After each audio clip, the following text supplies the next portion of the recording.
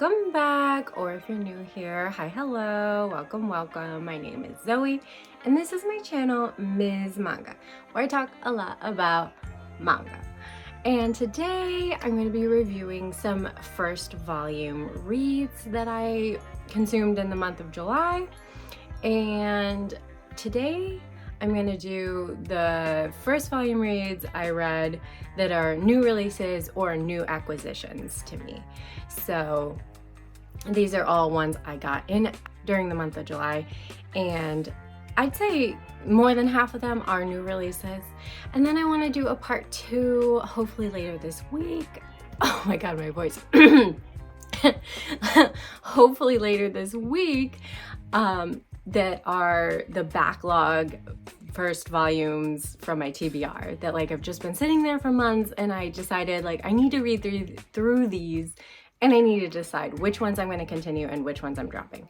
So we're kind of going to play a little bit of a game show.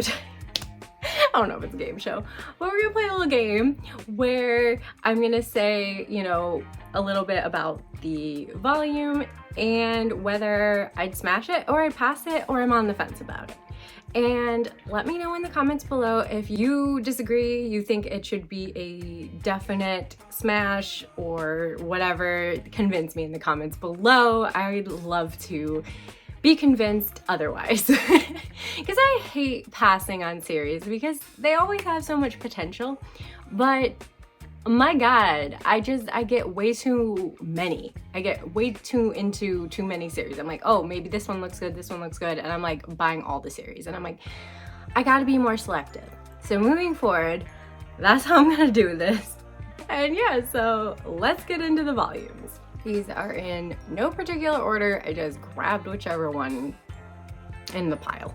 So first up we have I Want to Be a Receptionist in This Magical World.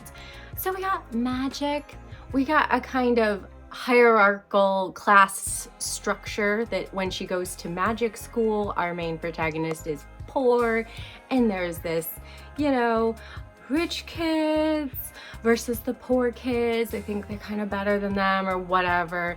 And the setup, the first chapter, I was like super on board, super into it. I love the idea of it. And then it kind of just quickly zooms through all of their schooling. And usually I'm okay with this. Usually I'm like Last Game did this, and I think it did it well. It kind of gave us snippets building up to a different point in their lives, and then the story's gonna start from there. This is kind of doing the same thing, but I just wasn't sold on it as much. I think because of the magic element and because there's just more to this story, it didn't work as well for me, and I wanted them to really focus and give us some more during that childhood. Like they kind of gloss over that, oh, the, you know, hierarchy was broken down. I became friends with the meaner, you know, snooty rich girls. But we didn't see it. You're just telling me. And I don't know, I wanted to see that. And then the dichotomy between these two main protagonists where he is the top of the class and she's always second, and there's kind of a rivalry there. Love it, love the setup.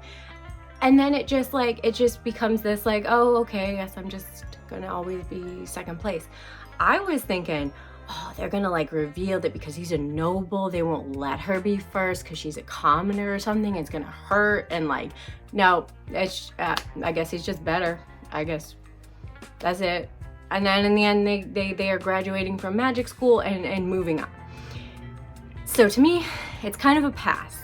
I might give volume 2 a chance because I do like fantasy with a little romance hint in it, and like because they sped run and volume 1 was really rushed, volume 2 might then settle into the actual story and I might enjoy it. So I'm gonna say I'm on the fence about it. So let me know what you thought, if you want to change my mind in the comments below. But it wasn't giving what I wanted it to give, and it was so disappointing because I was like, I don't know, I had high hopes for it, you know? Next up we have Tearmoon Empire. So this one was giving. It was everything I wanted and more. I I mean, first of all, I'm a sucker. I'm a sucker for a reincarnated story. This one is when a character has a bad end in their life and then they're kind of like reset into their own past. So like they're reincarnated, not really, but like they're almost reset further up the timeline, and now they have to figure out how to change their life and make better choices so they don't end up, you know. So I just love that. I love the reincarnated. I love the resets. I love that kind of vein. And Mia here is our very spoiled princess protagonist who met the bad end, and I absolutely love her. Most of these we see, they're just so focused on like, oh, I don't want to be that villainous, I don't want to like end up dead or whatever, but they don't give us this like dual point of view where we get to see like her, you know, good improvements and her dedication to her empire. And then inside her brain she's thinking, I just don't want to die. Like, I don't fucking care, I just don't want to die. Like, let's try and change that. Like, her motivations are still so selfish. And I love it because everyone outside is thinking, oh, Princess Mia, she's a light in this world. She's a beacon of hope. She's just the best. And inside her brain, she's this selfish little bitch still. I mean, she has changed in some ways, but it's just great. Her inner dialogue is hilarious and it makes such a fun time. This first volume is a definite smash for me. I am so excited for the next volume. And yeah, I mean, if you like that kind of restart, second chance at life, trying to make amends, and you want kind of more of a comedic, more lighter take on it, then I think you should pick it up because I liked it. I enjoyed it so much. I was smiling the whole way through with Mia's antics and inner dialogue. And moving on, we get to an older one that I just picked up in July, Reign of the Seven Spellblades. So I don't know how new this is. I think 5 volumes are out now. I just grabbed the first 2. And I guess I read this summary kind of wrong. You know, I just kind of glance at the summaries before I pick them up. And I thought it was going to be like these kids go to this magic school and then this magic school turns into this like hell house, you know, trapping them and filling them with despair. And it's not really like that. They just go to this like magic school and then they have like situations arise where they have to like get out of them. I don't know, it just felt very typical. I kind of thought it was like a magic school survival game, you know, story. So that's why I was like, oh, I'm so excited.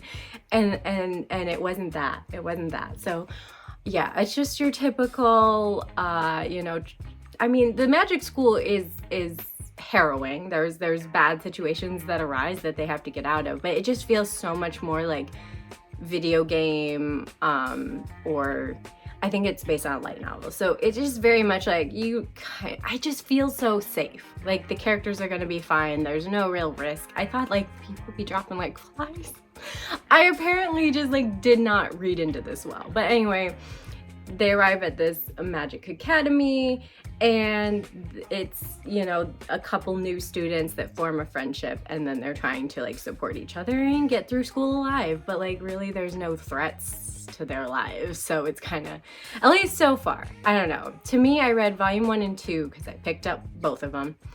If I have the chance, I do like to give series 2 volumes because it might settle down into something that I'm gonna enjoy moving forward. But for me, there's just nothing about it that stuck out and made me want to keep reading. So this is gonna be a pass for me. It's a pass. If you've read further on and you think, no, really, if you just get to the 3rd volume or the 4th volume, it's gonna be what you want. It's gonna turn into that or something. I just felt like by volume 2, it should have already kind of made that darker, you know, turn if it was gonna have it at all. So yeah, that's why it's a pass for me. It just wasn't what I wanted and nothing about the characters are making me stick around. So yeah, pass. fourth up is another older one that I picked up in July, and that's Wistoria, Wand and Sword. So this one I also grabbed 2 volumes. Again, I think it has like 4 or 5 volumes out already, so it's not new, but it's newer-ish, you know. It's sometime in the 2020s, I think it came out. They both came out. So anyway, this one I was excited to read more. This one, it's kind of a very similar setup to that one, where he's in a magic school, and he wants to become like a really important person in this society called the Magia Wander.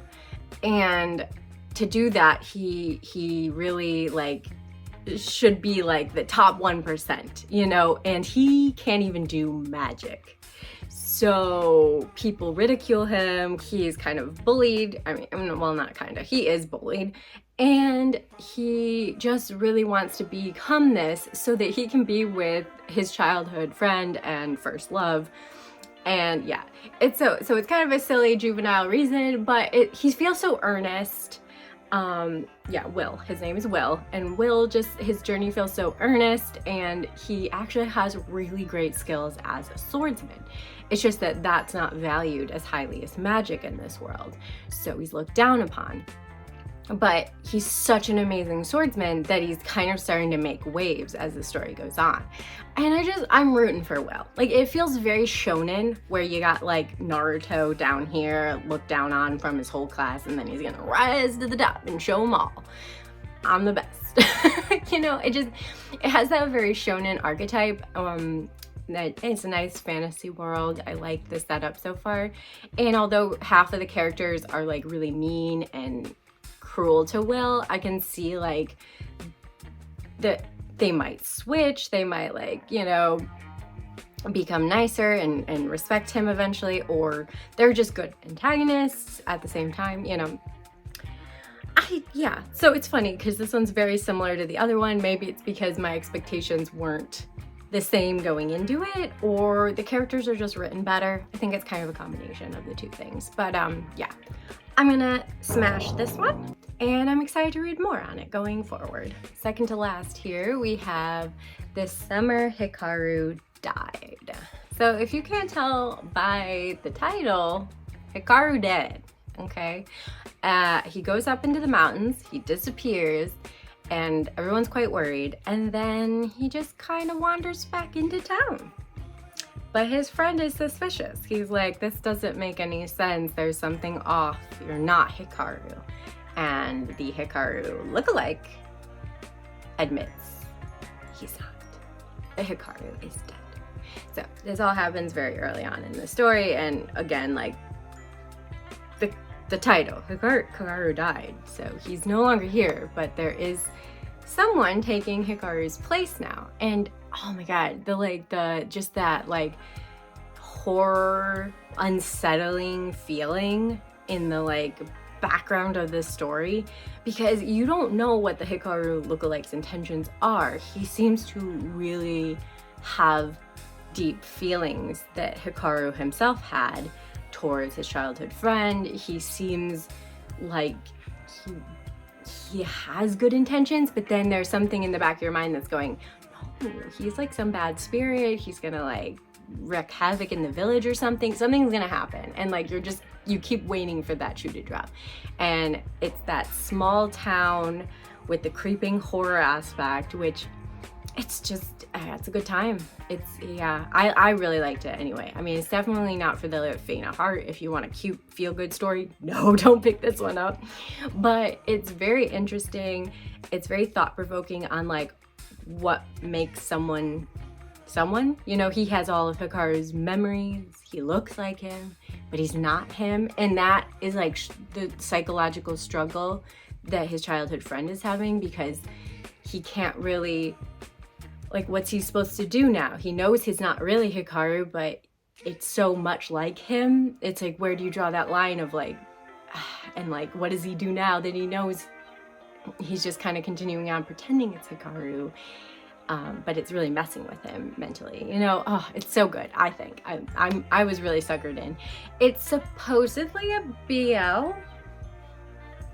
I didn't get any BL feels from this. I mean, there's, but I've seen it before come up as a BL. I don't know if it's kind of like Killing Stalking, where I wouldn't personally put it into a BL, or if it's gonna take a drastic shift in tone. It didn't have a lot of it. Yeah, I don't know. It just seemed like, yes, these friends may have had deeper feelings, but the horror, creepy setting and tone of the story and dark elements are really the driving force of this one, not any young love story. So yeah, I don't know exactly, but I think it's quite interesting, and I'm smashing it, smashing the hell out of it. Last up, we have Disney Twisted-Wonderland, the manga, Book of Heartslabule. Heartslabule? I'm probably saying that wrong, and I apologize. So I was super hyped about this one. So I try not to like look too much into things, because I want to just go into the story as just a story, you know? But I had like seen the character designs, and people really love the game. So it's based on a game. I've never played the game, so I'm just putting that out there. Having said that, I did know it was based on a game, and I picked it up because I was really excited for the character designs, all the like twisted Disney like villain types in cute, handsome anime man form. Like, sign me up, sign my life away. That sounds amazing. Like the Queen of Hearts, but like he's a cute anime boy. Like, there's other ones I like even more, but this one's mostly like showcasing him. And then there's the other like villains. They're not like, there's obviously the villains because they have statues to the villains, the original OG Disney villains, but then these seem to be like, I don't know, descendants or something. I'm not 100%, but like there's ties. You can definitely see the resemblance of each one, what villain they came from, you know, type of thing. So yeah, I love the character designs, but reading this first volume was very underwhelming, sadly. We get kind of the entire story so far like a video game, where there's this like basic bitch protagonist. Sorry, I'm like so mean about it. He just bored me.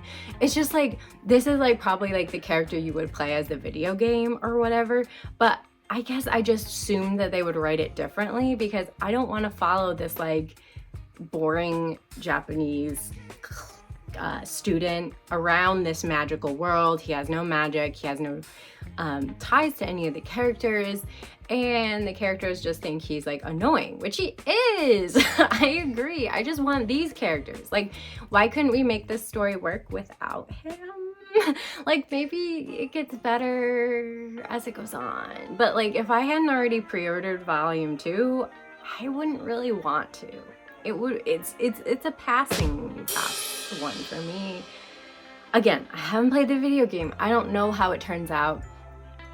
It's obviously like a Kingdom Hearts vibe, where like you go to the different villains and like you get a different aesthetic. This first one starting with the Alice in Wonderland aesthetic, but like it's just like the protagonist is so boring. Why couldn't we just like, I don't know, focus on this magical academy without him? Because I don't like him, and it's so hard to get into the series if I don't like the person we're mainly following, which isn't any of the interesting characters. I don't know. Tell me in the comments if it gets better.